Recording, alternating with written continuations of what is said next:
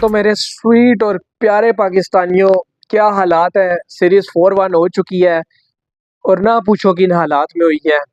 New players हैं यार, क्या क्रिटिसिज्म करें इन बेचारों के ऊपर। उन्होंने तो अपनी तरफ से कोशिश की, बल्ले घुमाए, जितनी उनकी यार रेंज ऑफ शॉट्स थी वो उन्होंने आजमाई। अब उनसे नहीं हो सका तो हम क्या कर सकते हैं इसमें। दुख और अफसोस इसलिए नहीं है कि पुराने रेलू कटे नहीं है, और दुख अफसोस इस बात का ज़रूर है कि जो नए बच्चे हैं उनको देर से मौका दिया गया और पूरे तरीके से दिया ही नहीं गया मौका। आज सुफियान मुकीम की मैं बात करना चाहूँगा। यहाँ पे 2 ओवर मिले उनको, 2 विकेटें, 6 रन। मैं फिर से रिपीट कर देता हूँ, सुफियान मुकीम 2 ओवर्स, 6 रन, 2 विकेटें। ये परफॉर्मेंस है उस लड़के की। पूरी सीरीज में मौका नहीं मिला, आखिरी मैच में मौका मिला। और हमने किसको मौका दे के रखा, जिसने हमें 3 मैच बुरे तरीके से लगवाए। ईगल पीगल, मैं उसकी बात कर रहा हूँ। क्या उस बंदे की जगह इस नए लड़के को चांस नहीं मिल सकता था? क्या जो था सुफियान मुकीम नहीं खेल सकता था? सपोज कर लें आप कि अगर सुफियान मुकीम होते पहले 4 मैचों में, ईगल पीगल ना होते, तो ये हमें कोई क्रूशल मैच भी नहीं बना के दे सकता था। क्या पता ये हमें एक मैच ये बना के दे देता, एक मैच आपको हसन नवाज ने जितवा दिया, क्या पता है कि आपको सुफियान मुकीम बॉलिंग से जितवा देता। नहीं कर सकता था ये, क्यों नहीं खिलाया गया? मुझे तो इस बात का जवाब देना कि यंगस्टर्स को पूरे तरीके से क्यों चांस नहीं दिया गया। सलमान अली आगा से तो चलो यार कोई गिला नहीं, 146 आ गया, 250 आ गए उनके, यही परफॉर्मेंस होती है जो उन्होंने दे दी। पाकिस्तानी एवरेज परफॉर्मेंस यही है जो उन्होंने कर दी। बाकी शादाब खान के मैं 28 रन का क्या चार्ट डालो, बॉलिंग में आप स्कोर खा रहे हैं, बॉलिंग आपसे हो ही नहीं रही। जो आप बैटिंग से करके जा रहे हैं वो बॉलिंग से पूरा करवा रहे हैं, और फिर 2 ओवरों में पूरा करवा रहे हैं जितना आपने स्कोर बनाया। तो आपकी तो फिर परफॉर्मेंस जीरो होगी। जब आपने बैटिंग से स्कोर करके बॉलिंग से पूरा करा दिया तो जीरो से मल्टीप्लाई होगी ना, जाहिर सी बात है। जब आप 26 स्कोर करके दे रहे हैं और बॉलिंग में भी आप 26 पूरे करवा रहे हैं, तो फिर तो जीरो हो गया हिसाब। जो आपने बनाया वो आपने दे दिया बॉलिंग के जरिए। या तो होता कि आप विकेट ले रहे होते, हैट्रिक मार दी होती, तो फिर तो समझ आती थी कि भाई शादाब की परफॉर्मेंस आई है। बैटिंग में आपने 50 किए होते, बॉलिंग में आप 30 दे देते, तो समझ आती थी कि चलो यार 20 रन का मार्जिन है, लड़के ने एफर्ट किया, नजर आती। एफर्ट भी नजर नहीं ना आ रही, तो क्या बात करें। इन लोगों पे तो परफॉर्मेंस में बात करना ही नहीं बनता। और वो जो नए लड़के हैं उनको तो छोड़ दो, नेक्स्ट सीरीज होगी तब उनको मौका देंगे। और जिस तरह कंडीशंस थी उस हिसाब से तो भाई लड़कों के लिए वैसे ही बहुत ज़्यादा मुश्किल कंडीशंस थी। जितनी बॉलिंग है फेस करके खेल के, यही बहुत बड़ी बात है। मैं तो कहूँगा यही बहुत बड़ी बात है कि भाई इन्होंने जाके खड़े होके 4-5 बॉलें फेस की, उनके बॉलर्स को फेस किया। यही बहुत बड़ी बात होगी इतनी कंडीशंस में भी। ये नहीं कि आप कह लें कि 2-4 बॉलें फेस करना ही इनके लिए बहुत बड़ी बात थी। उससे ज़्यादा इनके लिए हम क्या कह सकते हैं। ये जो कंडीशंस थी इसमें तो हमारे ये जो पुराने रेलू कट्टे थे इनको भी आप जाके खड़ा कर देते तो इनकी भी परफॉर्मेंस नहीं आनी थी, ये भी इसी तरह लाल पीले होकर आ जाते। उनको भी चांस मिला था ना, वो भी 4-1 करवा कर आए। तो ये तो फिर बच्चे थे, इन्होंने भी 4-1 कर दिया। 5-0 तो नहीं ना होने दिया, 4-1 कर दिया। ये भी बहुत बड़ी अचीवमेंट है इनकी। और जो एक मैच जीते वो भी आप यंगस्टर के सर पे जीते हैं। अगर वो भी ना होता तो आप वो भी ना जीतते, आपको तो फास्टेस्ट सेंचुरी भी देखने को ना मिलती।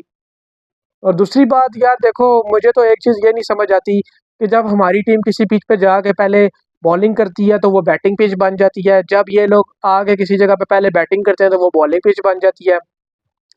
मुझे तो नहीं समझ आ रही यार कि क्या होता है। जब भी हमारी टीम किसी भी जगह जाती है, ये पहले बैटिंग करते हैं तो तब बॉल घूमना शुरू हो जाता है, जब ये पहले बॉलिंग करते हैं तो तब बैट्समैन इनको मारना शुरू कर देते हैं अगली टीम के। मुझे तो ये नहीं समझ आता कि जो पिचेज़ हैं इनको हमारी टीम के साथ क्या दुश्मनी है। जब हमारे बल्लेबाज आते हैं बैटिंग करने के लिए तो बॉल मूव होने लग जाता है। अब आप देखें जिस तरह पहले ये बैटिंग करते हैं, इन बेचारों को तो समझ ही नहीं आ रही थी खेले किधर। एक बॉल पड़ के इधर जा रहा है, एक उधर जा रहा है, पीछे कीपर भी उनका पागल हुआ हुआ है कि यार ये क्या हो रहा है, हमारे बॉलर्स आज किधर से स्विंग कर रहे हैं इतनी ज़्यादा। और जब हमारे आते हैं बॉलर तो उनको उठा उठा के मारते हैं। सैफर्ड ने आज फास्टेस्ट सेंचुरी करने वाला था वो T20 में भाई, 97 स्कोर तो खाली उसी ने बना दिए। स्कोर ही नहीं था ना, वरना तो उसकी सेंचुरी हो जाती। और फिनालन ने थोड़ा सा स्कोर जो कर दिया 27 है, वो भी ना करता तो ये तो उसकी पक्की सेंचुरी थी भाई, कहीं भी नहीं जानी थी। उसने हसन नवाज वाला बदला लेना था आप लोगों से सेंचुरी करके। मुझे तो लगता है सैफर्ड ने वो बात दिल में रखी हुई थी कि इसने सेंचुरी कर दी बच्चे ने, तो मैं क्यों ना करूं, मेरा तो होम ग्राउंड है।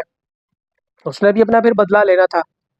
तो मुझे इस चीज़ का जवाब चाहिए कि यार जब हमारे बॉलर्स पहले बॉलिंग कराने जाते हैं तो बैटिंग विकेट बन जाती है दूसरी टीम के लिए, और जब हमारे बल्लेबाज जाते हैं बैटिंग करने के लिए तो बॉलिंग विकेट बन जाते हैं दूसरी टीम के बॉलर्स के लिए।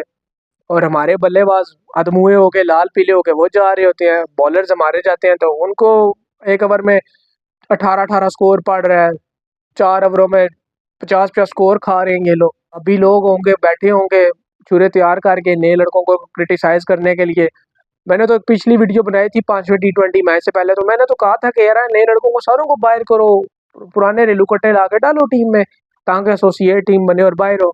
हमारे अंदर तो सब्र ही नहीं है, हमें तो चाहिए पहली इनिंग में जाके जो बच्चे इधर उन विकेटों पे खेल रहे होते हैं जहाँ पे गोडों से ऊपर बॉल नहीं आता, और अब आप उनको उन विकेटों पे जाके खड़ा कर दो जहाँ पे सर से नीचे बॉल नहीं आता। तो भाई ज़मीन आसमान का फ़र्क है ना। अब आप एक बच्चे को आम पिंडी बोर्ड से उठा के ओ लेवल्स की किताबें पकड़ा दोगे तो उसके सर के ऊपर से ही जाएगी ना पढ़ाई, इसकी मिसाल यही है। तो ये जो बच्चे पिंडी बोर्ड से पढ़ रहे हैं या आम बोर्ड से पढ़ रहे हैं गवर्नमेंट स्कूल से, तो अगर आप उसको उठा के ओ लेवल्स में भेज दोगे तो उसने तो फिर बेचारे ने फेल ही होना है एग्जाम्स में। वो क्या आपको जाके टॉप करके दे देगा पहले दिन में ही? नहीं हो सकता भाई। Once in a blue moon कोई एक्स्ट्रा ऑर्डिनरी बच्चा हो ना जो खुद से मेहनत करने वाला हो, खुद से पढ़ने वाला हो, तो वो शायद पास कर जाए एग्जाम, वरना बड़ी मुश्किल बात है। और एक मैच आपको जितवा दिया ना, बस एक ही सब्जेक्ट था पास कर दिया, बाकी सारे तो फिर जो पुराने थे वो करते ना, क्यों नहीं की हमारे सीनियर्स ने। शाइन जितवाते ना मैचेस, सबसे सीनियर खिलाड़ी थे शाइन टीम में, क्यों नहीं मैचेस जितवाए। सबसे ज्यादा बुरी परफॉर्मेंस आप पिछले 4 T20s में देखे ना तो शाइन अफरीदी की आपको मिलेगी। जो सबसे सीनियर टीम को वही सबसे घटिया परफॉर्मेंस दे रहा हो तो फिर हम जूनियर से कोई गिला शिकवा नहीं कर सकते और हम उनसे डिमांड नहीं कर सकते कि हमें परफॉर्मेंस करके दो। और वो भी जब इतनी मुश्किल कंडीशंस में कि जहाँ पे बॉल उनके लिए खेलना ही मुश्किल हुआ है, अनप्लेएबल हुआ है उनके लिए भाई। ये जो तो तीसरा T20 मैच था इसमें थोड़ी सी नज़र बैठ गई, इसलिए बड़ी इनिंग होगी, वरना वो भी बहुत मुश्किल हो जाता है इनके लिए। और मैं यहाँ पर एक जवाब देना चाहूँगा उन लोगों को जो ये बकवास करें ना कि तीसरे मैच में तुक्का लग गया। तो आपके जो है ना रेलू कट्टे पुराने, वो 5 सालों में ऐसे तुक्के नहीं लगा सके जिस तरह उस बच्चे ने आके तीसरे मैच में लगा दी। अगर आप लोगों को लग रहा है ना ये तुक्का है, तो उन्होंने अपनी सारी जिंदगियां लगा दी तो वो नहीं ऐसे तुक्के मार सके जिस तरह इस बच्चे ने मार दिया। फिर ये बच्चा उनसे बहुत बेहतर है। तो ये शायद आप लोगों को भी अब इस बात का जवाब मिल गया हो जो ये बकवास कर सके तुक्का है। तो बहरहाल ये है कि यार देखो, अब इनको जो इतने भी ये नए लड़के हैं इनको कंटिन्यू करवाएं, और जो आसान सीरीज है इनको मौका दें। शैडी मैडी को बाहर करें, हारिस रऊफ को बाहर करें, बिल्कुल न्यू टीम तैयार करें। जमान खान, मोहम्मद वसीम जूनियर, सुफियान मुकीम, इब्रार अहमद, और इनकी जो टीम है ना एक नए लड़कों की, उमैर बिन यूसुफ हो गए, उस्मान खान हो गए, इन सबको डालें टीम में।